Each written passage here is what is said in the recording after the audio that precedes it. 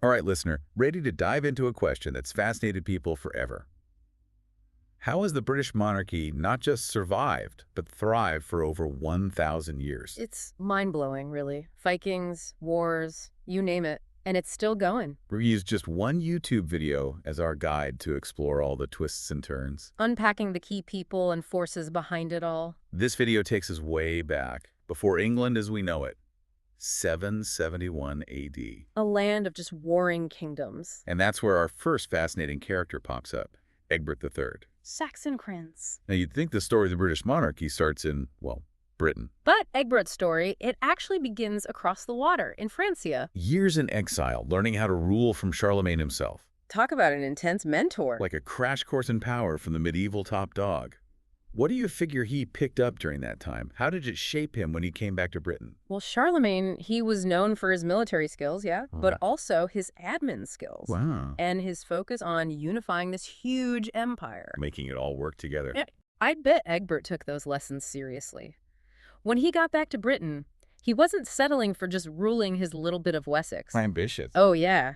He wanted to unite all those Anglo-Saxon kingdoms. Under him. One ruler, which sets the stage for centuries of power struggles. As he had this vision of a unified England, even way back then. Yeah, although England as a concept didn't quite exist. Right. But his goal, to become Bretwalda, the overlord of all those kingdoms. That planted the seed. For sure. He knew a divided land was vulnerable, especially with new threats coming up. And those threats, they made quite an entrance. Vikings. Exactly. The Danes showing up, these fierce Scandinavian warriors. That's a trip. Chaos in Britain, not just raiding, they wanted to conquer, to settle down. They clashed with those Anglo-Saxon kings, especially the ones after Egbert. Changing the whole political scene. Totally. It's amazing, though, how these threats from outside actually pushed the Anglo-Saxons closer together. Would a unified England even have happened without the Vikings breathing down their necks? It's a great question. Those seeds of unity were there, yeah. But those Viking attacks, they definitely sped things up. It forced those Anglo-Saxon kingdoms to work together, put their differences aside. United front. Had to. Makes you wonder, would those alliances have lasted if the Vikings weren't at the door? Maybe, maybe not. Always had those rivalries bubbling under the surface. But the Vikings, powerful reason to cooperate. Laying the groundwork. For a more unified England. And from all this chaos, some pretty remarkable figures emerge. Alfred the Great, for example. He wasn't just about fighting. No. Scholar, reformer, big on education. A well-rounded guy. Alfred's reign is crucial for understanding why the monarchy lasted. He saw real power wasn't just about armies. It was about knowledge, culture. The whole package. Investing in education, writing down laws, promoting literacy. It wasn't just for him. It was for strengthening the whole kingdom, from the inside out. So, playing the long game. A powerful kingdom needed strong foundations. What would you say, listener, was Alfred's vision for England? How did his actions set the stage? I think he knew a kingdom's strength was more than just defending borders. It was about governing well, building a unique culture. He laid the groundwork for a stable, prosperous England, one that could handle pressure inside and out. And his successors each played their part in this unification story. We've got Æthelstan, first king of a unified England. That's a heavy title. Absolutely. Pivotal moment. He didn't just get handed a unified kingdom. He had to solidify it, defend it, prove he was the rightful ruler. Military victories, smart alliances, and focusing on good administration, making things run smoothly. Didn't he even create a unified system of money? Seems small, but a big deal. Hugely symbolic. It wasn't just about being practical, it was a statement. Showing everyone. This kingdom is coming together, shared identity from all these different regions. Then there's Edmund the Magnificent, the king who expanded his control over the whole island. Was he really that magnificent, though? Or just good PR? Tough to say for sure. History is often told by the winners. Magnificent might be more spin than substance. But Edmund was clearly a skilled ruler, good at growing his power. Making his authority stick. Exactly. Makes you think, what makes a ruler truly magnificent, listener? Is it conquering lands, running the country well, or a bit of both? And how much is it about personality? Charisma, vision. Historians still debate that one. And like any power story, there are calm times and stormy ones. Edgar, the peaceful, his reign was stable and prosperous. Good time. But peace never lasts forever. Nope. Edgar's time, it shows how fragile peace can be. Even when things are good, those internal divisions, threats from outside. Or unravel everything. Edgar's case, those threats came roaring back, more Viking attacks. And this time, they did something truly shocking. They put a Danish king on the English throne, Canute the Great. Canute, that's a twist. Big time. This Viking conqueror not only becomes king of England, but he's actually a good, popular ruler. It reminds us that history is full of surprises. We think of conquerors as brutal, but Canute's story flips that. He was practical. He knew that to rule well, he had to adapt. English customs, support of the nobles, keeping things stable. He even married the last king's widow. Smart move. Yeah. Solidifies his position. Oh, yeah. Embraced English law and traditions. Showing some respect. Not your typical conqueror. His reign shows the complexities of power. Successful rulers, they don't always fit the stereotype. Canute shows sometimes stability. It comes from unexpected places. But, you know, the only constant in history is change. Yeah. England, it was about to go through a big one. Another shift. Big time. Canute's death, it blew things wide open. Succession problems. Exactly. And that's where Edward the Confessor comes in. Deep ties to Normandy. Where he grew up, pretty much. Shaped him. His Norman upbringing, it influenced his whole court, his policies. And it set the stage for a huge turning point. The Norman Conquest. Unintentionally, almost. Like he accidentally paved the way for a takeover. Pretty much. Edward's succession plans, they were so unclear. Led to a power vacuum. He kind of promised the throne to two different guys. Harold Godwinson, a powerful English earl. William, Duke of Normandy. Recipe for disaster. And disaster is what happened. 1066. A year etched in every British student's brain. Yeah. The Battle of Hastings, it changed everything. Imagine it, listener. Two armies clashing near Hastings. The fate of England hanging in the balance. No pressure. Harold Godwinson leading those Anglo-Saxon forces, and William the Conqueror determined to take that English throne. It's movie material, right? Swords clashing, that desperate fight, and the image of Harold's falling, arrow in the eye. Brutal.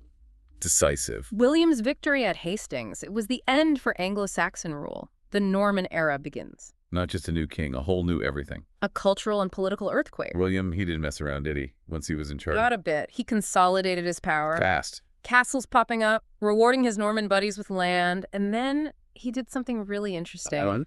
A complete survey of his new kingdom. The Domesday Book. Can you picture a king doing that today? Every little piece of land, every resource, every person, all accounted for. Incredible document. A snapshot of England in the 11th century. From who owned what to what people were doing for work. Never been done before. Shows William's ambition, how meticulous he was about governing. It had to be a massive job. Going door to door across the whole country. Listener, imagine having to list every single thing you own for the king. What would be on a modern-day Doomsday Book? Your computer files, your social media. It makes you think how wealth and power, what they mean, changes over time. But back to William. He wasn't exactly Mr. Nice Guy, was he? Ruthless, pragmatic. He knew to lock down his new kingdom, Norman dominance was key, crush any hint of rebellion. New dynasty. But things weren't exactly peaceful, were they? The Plantagenets after the Normans. Drama, intrigue, plenty of conflict. Non-stop. The Plantagenet era. Expansion for sure, land and culture. But also infighting, power struggles, alliances shifting constantly. Sounds exhausting. One episode that really stands out is the Anarchy. A full-blown civil war. Yeah. Empress Matilda versus Stephen of Blois. A woman fighting for the throne. Challenging all the norms. Real-life Game of Thrones. Matilda, she was an amazing woman. Smart, determined, and she fought hard for her right to rule. Shows you how tough it was for women in power, even when their claim was legit. Makes you think, listener, what if she had won? Would English history have been totally different with a queen in charge? A great question for historians. Would she have ruled differently? Faced different problems? Fascinating to think about. Then comes Henry II, legal reforms, but also a guy with a temper. His fight with Thomas Becket, Archbishop of Canterbury, ended in violence. Shocked everyone. Strong statement. Showed that power struggle between church and state. Who really had the authority? Who got to make the laws? Tension even within the same religion. Absolutely. Religious versus secular power. A theme that keeps coming back throughout history. Can't forget Richard the Lionheart. More famous for crusading than actually ruling England. Off on adventures. Makes you wonder, what did it really mean to be king back then? Was it military glory or governing well? Was he neglecting his duties? Or was he this bold warrior expanding England's power. Depends how you look at it. Mm-hmm.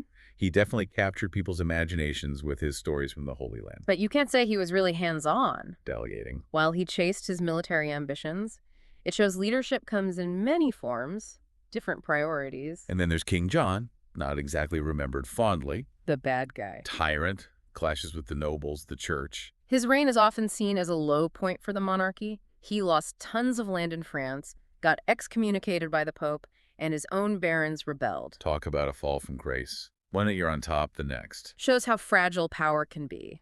John alienated all the people he needed to keep his authority, led to a chain reaction of problems. It weakened the monarchy. But here's the irony. His reign also saw Magna Carta, A cornerstone of English law. a symbol of individual rights. Forced on him by those rebellious barons. But its impact, huge. Even the king, subject to the law, the foundation for limited government, individual liberties. Amazing how something born from conflict and compromise can change things so much. Seeds of progress, even in dark times. And speaking of conflict, next up is one of the most brutal, chaotic periods in English history. The Wars of the Roses. This wasn't just about who gets to be king. This was a whole country at war. Family versus family, noble house against noble house. The Yorks and the Lancasters, the red rose against the white. People are still fascinated by it. Imagine, listener, loyalty changing overnight, your family ties meaning nothing. It was a scary time. Brutal. The monarchy felt like it was falling apart. And at the center of it all was Henry VI. A king struggling with mental illness made him a target for ambitious nobles. Easily manipulated. Henry's story is tragic. He meant well, but his mental state left him wide open. To be used. Chaos, power vacuum, factions fighting for control. Then Edward IV takes over. Yorkist rule. But not peaceful. Rebellions, challenges. The Battle of Towton, one of the bloodiest battles ever in England, shows how violent things got. The Wars of the Roses, the ambition, the length the people went to for power, the human cost. It's sobering. And when it comes to ambition, nobody embodies it more than Richard III. Took the throne from his own nephew, Edward V. Controversial. To say the least. Still debated today. Richard III, villain.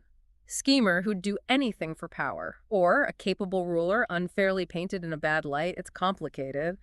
And then the princes in the tower. 2 young boys vanishing. One of the biggest mysteries in English history. Did Richard have them killed? Did they die naturally, escape, and live secret lives? We'll probably won't never know, but it keeps us guessing centuries later. Shows you history isn't neat and tidy. It's messy. Full of interpretations. The Wars of the Roses were crazy, but they also paved the way for something new. A new era. Stability, expansion, culture flourishing, the Tudor dynasty. And with the Tudors, we're talking about what many consider a golden age for the British monarchy. The Tudors, Reformation, England becoming a global power, art and literature booming. Huge personalities. Henry VIII kicks it off. Winner of the Battle of Bosworth Field. End of the Wars of the Roses. Tudor dynasty begins. He was smart, practical. Knew he had to consolidate his power. After all that fighting, strengthen the crown, fill the treasury, make sure the nobles were loyal. And marriage, he used it strategically. Marrying Elizabeth of York. Bringing the Yorks and Lancasters together. Healing old wounds. Symbolic, bringing unity after all that division. But it was his son, Henry VIII, who really grabbed everyone's attention. Larger than life. 6 wives, the break from Rome, changing English society forever. The king, everyone remembers. Yeah. Defying the Pope. Church of England. His impact on religion, on politics, still felt today. It's fascinating, though, to think what was driving him. Was he truly devout? Or was it about power, control, wanting a son? I'd guess it was all of it mixed together. A complicated guy. Capable of great kindness and terrible cruelty. And his personal life, the drama, it still draws us in. Shows how even huge historical events, they're shaped by personal stuff. Desires, ambitions, flaws. After Henry VIII's roller coaster reign, his successors each had their own battles to fight. Edward VI, young, sickly. Tried to cement the Protestant Reformation. Short reign, but important, a devout Protestant. Wanted to push England further away from the Catholic Church, but people who stayed loyal to the old ways, they pushed back. Resistance. Then his half-sister, Mary VI, she tries to bring back Catholicism. Earns the nickname Bloody Mary, persecuting Protestants. Religious turmoil, violence, Trying to undo the Reformation led to executions, persecutions, deeply divided England. It's a reminder how powerful religion can be. And how dangerous intolerance is. No peace between religions, tough to navigate a society split by faith. And finally, Elizabeth I, one of the most famous, celebrated monarchs. An icon, navigated a tricky situation, religion and politics all mixed up, re-established the Church of England, and under her, a golden age. Exploration, literature, culture thriving. She's smart, charismatic, Knew how to keep things balanced, different factions keeping the peace. and facing down the Spanish Armada. A defining moment, cemented her place in history. Symbol of strength. Showed England's power at sea. A force to be reckoned with on the world stage. But like all dynasties, the Tudors came to an end. Enter the Stuarts. A dynasty known for conflict. Upheaval. And a revolution that changes everything. The relationship between the monarchy and the people, never the same. The Stuart era.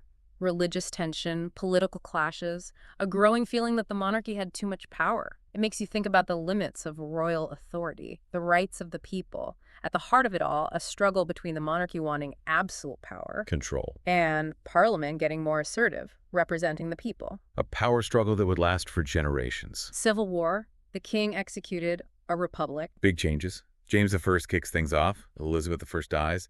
He takes the English throne. Already king of Scotland, so. Yeah. Two crowns united. A huge moment for Britain. His reign, though, marked by religious tension. A Protestant king, but Catholics and Puritans both pushing back, each wanting to shape England's religion their own way. And then there's the gunpowder plot. Trying to blow up Parliament. Kill the king, the things people will do for their beliefs, even in relatively peaceful times, those underlying tensions can be dangerous, ready to explode. And then his son, Charles I, inherits the throne and his father's belief in the divine right of kings. Trouble. Charles versus Parliament. He believed in his absolute power. They wanted to limit it, have a say in how the country was run. Clashes. Big time. Leads to the English Civil War. King versus Parliament. Royalist versus parliamentarian. A turning point. The monarchy itself questioned. It shows even the most established institutions, they can be challenged, overthrown when the people demand change. And out of the chaos comes Oliver Cromwell. Military leader. Becomes the most powerful man in England. Leads the parliamentarians to victory. Charles I executed. More king. Radical. But Cromwell's time, it doesn't last. He dies, the monarchy comes back. Charles II, the son of Charles I, returns. Restoration. Back to stability. But also a sense of disillusionment. Tired of extremes, both from the monarchy and the Puritans. Charles II's reign was about moderation, restoring the old ways. But the idea of a monarchy with limits, a stronger parliament, those seeds were planted. And speaking of change, the next chapter takes us to a whole new dynasty. The Hanoverians. A big shift in who really holds the power, lasting consequences for the monarchy. Starts with George I. Norman Prince becomes king because he's Protestant, doesn't even speak English. That creates some interesting problems. It actually helps the prime minister become the real leader of the government. George I, he had to rely on his ministers. And that's where Robert Walpole comes in. Prime minister for most of George I's reign, considered the first real prime minister of Great Britain, so a non-English speaking king. Accidentally leads to a more powerful prime minister. History's funny like that. That language barrier, it shifted the power dynamic. Big consequences for the British system. George VI's reign also saw a huge financial mess. The South Sea bubble. Speculation frenzy. People lost a lot. Classic example of how dangerous speculation can be, how fragile markets are. Even in good times, there are always risks. Exactly. The South Sea bubble reminds us history repeats itself. Booms and busts, stability, then crisis. Understanding those cycles, it helps us navigate today's challenges. George II takes over after his father. Another constitutional monarch, Parliament and the Prime Minister calling the shots. His time sees Great Britain become a true global power. Winning wars against France and Spain, expanding, solidifying their position, Britain's reach, spanning continents. And then, the Victorian era. Queen Victoria. The longest reigning monarch. Her name is synonymous with change, transformation. Industrialization, social reforms. The British Empire, bigger than ever. A time of contradictions. Progress and prosperity for some, but poverty and exploitation for others, especially under colonial rule. The Victorian era. Complex. Light and shadow, we're still grappling with its legacy. Empire, industrialization, the human cost of all that progress. Victoria's reign, it spanned decades. New technologies, new ideas, the push for social justice, equality, going on. continuity and change. The monarchy trying to navigate this rapidly changing world while holding on to its traditions, its place in British society. And as the 1900s roll around, the monarchy faces a whole new set of problems. Mass media, 2 world wars reshaping everything, the 20th century, unbelievable upheaval. The monarchy had to adapt fast to stay relevant, to keep its connection with the people. Edward VII, Victoria's son, short reign, but a lot of social and technological advancements. Cars, planes, telephones. Changing how people lived. And social awareness was growing too. Women's suffrage, workers' rights, things were in motion. Then George V, World War I. Tested the monarchy, the whole nation. George V, he was steady, reassuring during that crisis, rallied the country, supported the troops, and he did something symbolic, changed the family name.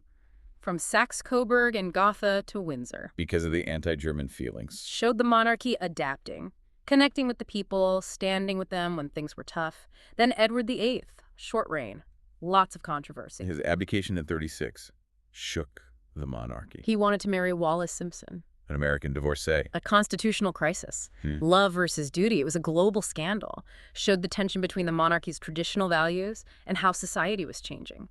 Edward VIII stepping down, it reminds us even monarchs are human, with their own desires, and it shows the power of love, the sacrifices we make for it. His brother George VI becomes king, not what he wanted. And then World War II. Another crisis. George VI, he was steady, calm, during a terrifying time. His speeches during the war, his support for the troops, he was a symbol of strength. He also had to overcome a stutter. Which made his speeches even more powerful. He was a reluctant king, but he rose to the occasion. And then Elizabeth II, 1952. 70 years on the throne. Incredible. A record. Her time as queen, it covers so much. From after the war to the internet age. The British Empire declining, new technology, society changing. She was a symbol of stability. When things felt chaotic, she was a constant. Elizabeth II's reign shows how powerful the monarchy can be. A symbol of national identity, unity. She handled a complex world with grace and dignity. People all over respected her. And now, with her gone, we're in a new era. Charles III. A king who has to modernize the monarchy but keep those traditions alive? Stay relevant in a world that's changing so fast. It's amazing, isn't it? All that history over 1,000 years, triumphs, tragedies, power struggles, huge social changes. It really hits you that British monarchy isn't just some thing stuck in time. It's alive. It's had to adapt, evolve, to survive. Constantly changing, like a river reshaping itself over time. And now, with Charles III, it's a whole new chapter. Listener, what stuck with you from all those kings and queens? Was it William the Conqueror just taking England? Bold move. Or Henry VIII? All that drama, breaking from the church, changing England's religion forever. So many fascinating characters, pivotal moments. What gets me is how the monarchy reinvented itself. From all-powerful rulers to, well, figureheads. In a world of democracy, social media, it's a wild transformation. Makes you think, what makes a monarch successful? Is it being a great warrior? A political mastermind? Or is it about connecting with the people? Adapting to the times? It's a mix, for sure, but being able to see how history's changing and changing with it, that's huge. The monarchs who did well, they balanced tradition with progress, held on to their authority, but they also knew what their people needed, how things were changing. And that leaves us right back to Charles III. The challenges he's facing. The monarchy's role, it's being questioned more than ever. How does he stay relevant in a world that's not so into inherited power, privilege? Not easy. He has to connect with younger people. A lot of them, they see the monarchy as old-fashioned, out of touch. Right. But he can't just throw tradition out the window. People who value the history, the symbolism, he has to appeal to them too. It's a tough line to walk. He's already talking about modernizing things, streamlining how the monarchy works, focusing on issues that younger people care about. Climate change, social justice. Will it work? We'll have to see. But Charles III knows the challenges. And he seems to really want to create a monarchy for the 21st century. Whether he can bridge that gap, tradition, and the modern world, that'll define his time as king. And what about the monarchy itself? Will it be around in another 1,000 years? Or is this it? A slow fade out for something that's run its course? What do you think, listener? Can it adapt? That's the key. Show its value, why it matters, how it connects with people today. If it can do that, it might just keep going. It's a big question. No easy answers. But going to the history of the British monarchy, like we did today, It gives you perspective. shows you what shaped it, the challenges it's always faced. Understanding the past helps us understand the present and make choices for the future. The story of the British monarchy, it's not over. It's still being written. Twists and turns, challenges, new possibilities, and we get to watch it unfold. So as we wrap up this deep dive, listener, we hope you keep exploring British history. It's fascinating. Think about all those kings and queens. Who would you want to talk to? What period really grabs you? And what can we learn from all those stories? Power, ambition, but also that basic human need to connect, to belong. Keep asking questions, looking for answers. The past has so much to teach us. Thanks for joining us on this journey through history. Until next time, keep diving deep.